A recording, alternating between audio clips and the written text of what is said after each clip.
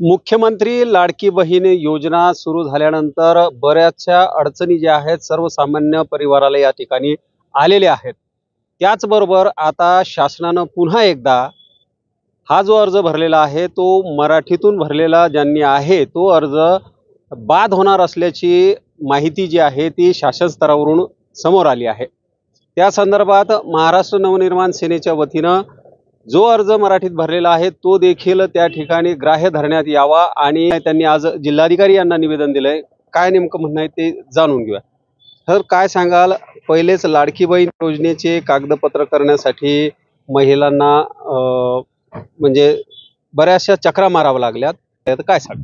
नाही, अत्यंत चुकीची गोष्ट आहे। पहिलेच तर आमच्या माता बंधू भगिनींना संबंध महाराष्ट्रामध्ये ऐन पेरणीचे आणि मशागतीचे दिवस असताना ते कामधंदे सोडून हा अर्ज भरावा लागला।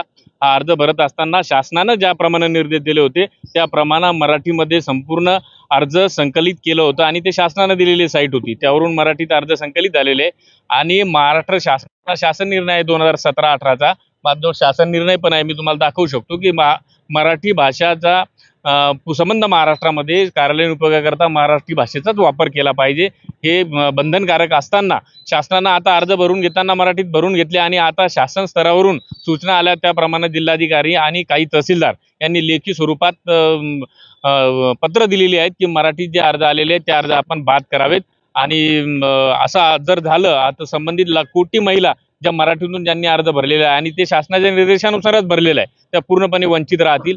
तर शासनानं त्वरित ही त्यांची जी अट आहे ती काढून टाकावी आणि मराठी भाषेमध्ये ज्या माझ्या माता बंधू भगिनींनी अर्ज भरलेले आहे ते संबंध अर्ज पारित करण्यात यावे, पास करण्यात यावे अशी आग्रही भूमिका आम्ही जिल्हा प्रशासनाकडे मांडलेली आहे। आणि शासनाचा पूर्णपणे मराठी भाषेबद्दलचा जो द्वेष शासनाच्या या कृतीतून दिसतो या संपूर्ण बाबीचा निषेध आम्ही सर्वांनी काळ्या फिती लावून आज केलेला आहे। जर या संदर्भामध्ये काही उपाययोजना नाही झाल्या तर महाराष्ट्र नवनिर्माण सेनेची काय भूमिका असेल? महाराष्ट्र नवनिर्माण सेना तीव्र स्वरूपाचं यावर आंदोलन छेडेल।